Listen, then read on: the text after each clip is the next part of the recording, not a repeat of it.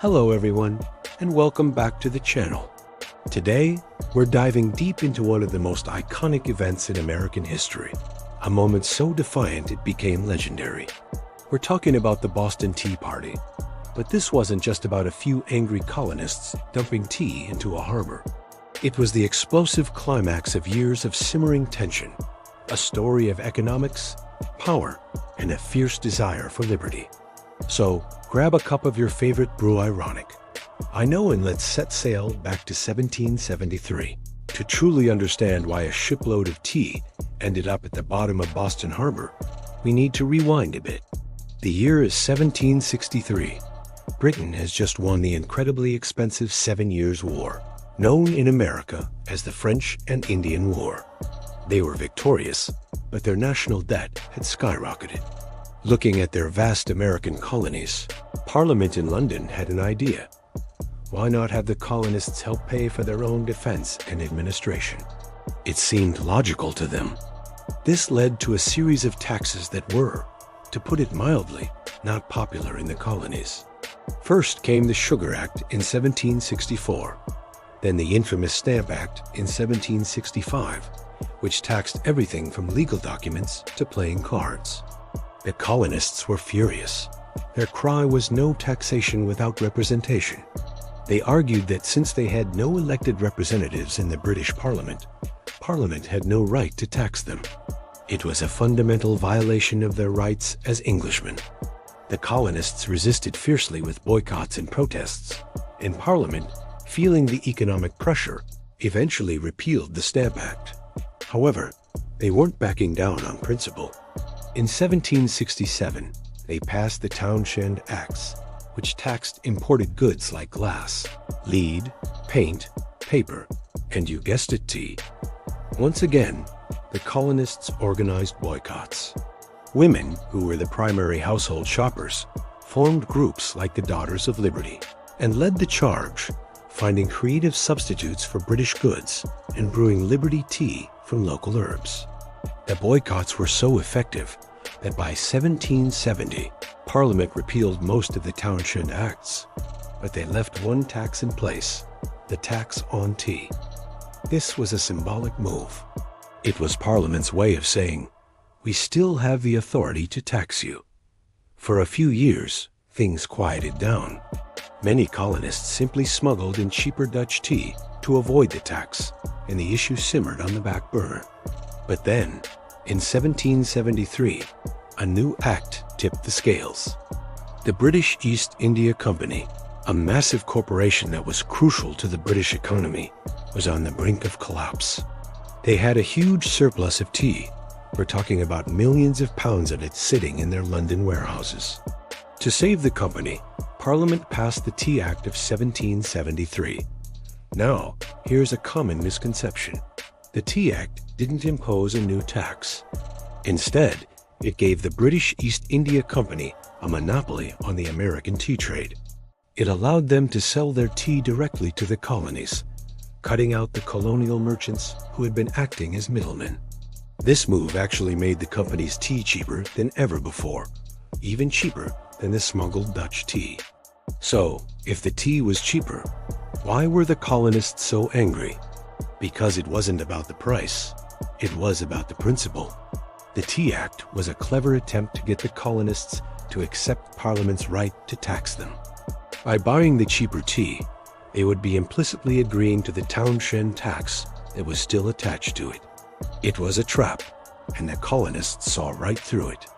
They saw it as another move to control their economy and undermine their liberties, all while bailing out a politically connected mega-corporation.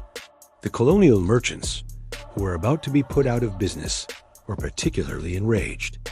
In cities like New York and Philadelphia, protesters successfully forced the tea ships to turn around and go back to England.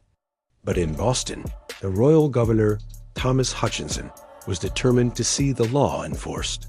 He was a staunch loyalist, and his own sons were among the merchants chosen to sell the East India Company's tea.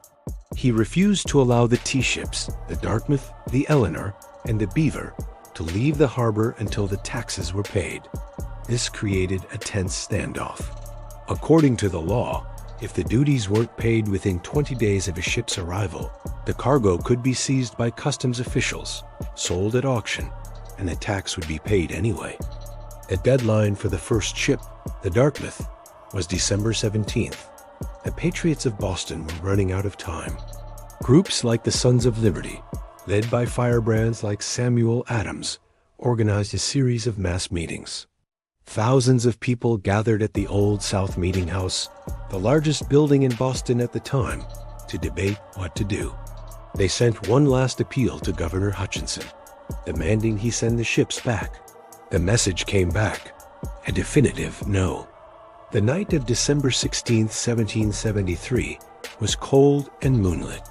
After receiving Hutchinson's final refusal, Samuel Adams stood before the packed meeting house and reportedly said, "This meeting can do nothing more to save the country." This was a prearranged signal. As if on cue, war whoops and cries echoed from the doorway.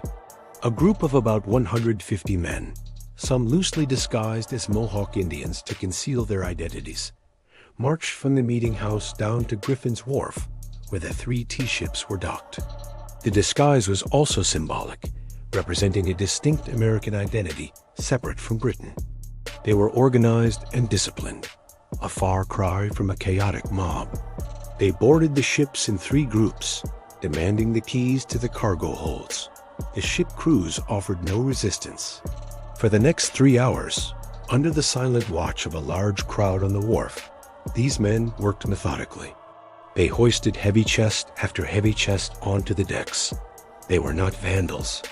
They broke no locks, damaged none of the ship's other property, and even reportedly swept the decks clean when they were finished. Their target was singular, the tea. Using hatchets, they smashed open 342 chests of tea and dumped the entire contents, over 92,000 pounds, or about 46 tons, into the cold waters of Boston Harbor. The value of the destroyed tea was immense, estimated to be around 10,000 pounds at the time, which would be over $1 million today.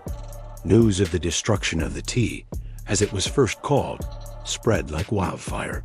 Some colonists were thrilled, seeing it as a bold and necessary act of defiance.